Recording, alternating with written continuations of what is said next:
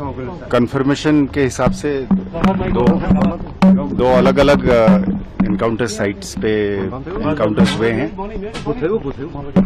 Body की confirmation के हिसाब से 6 आतंकियों का मारे जाने का खबर है।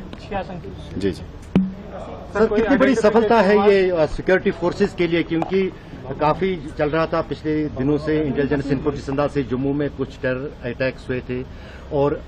लगातार उसके बाद ऑपरेशंस आपने शुरू किए। डोडा में 4 टेररिस्ट मारे गए, उसके बाद बारामूला में और अब साउथ कश्मीर के कुलगाम में। निसंदेह ये एक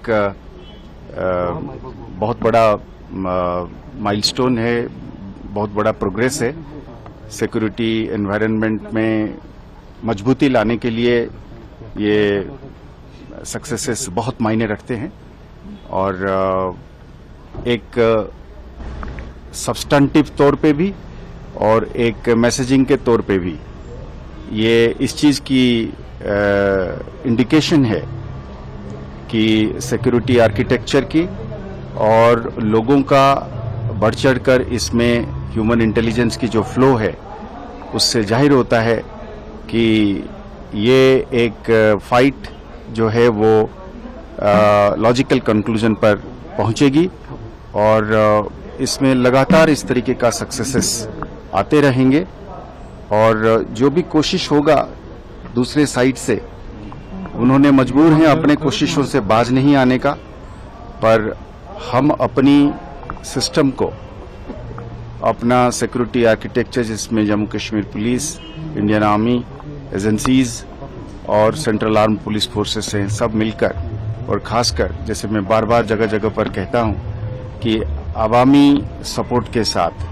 लोगों के साथ इस चीज को हम जरूर जीतेंगे और हम ये समझते हैं कि लोगों का पीस में, शांति में और ज्यादातर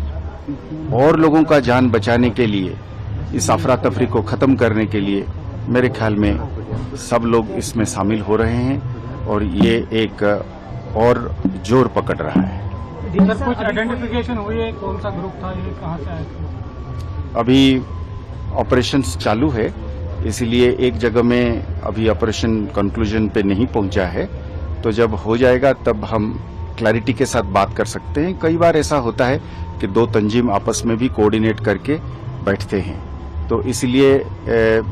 जब हम एक एक करके इसकी वो करेंगे तब इसमें लोकल टेररिस्ट्स का भी होने का खबर मिली है, तो इसकी जब कंक्लूजन पे आ जाएगा तब हम सटीक तौर पे ये कह पाएंगे कि तंजीमों के हिसाब से कि क्या एक ही तंजीम के थे या एक से ज्यादा के थे। क्या हो रहा है कि जम्मू रीजन में इस तरह के मामले ज्यादा हो रहे हैं? नहीं,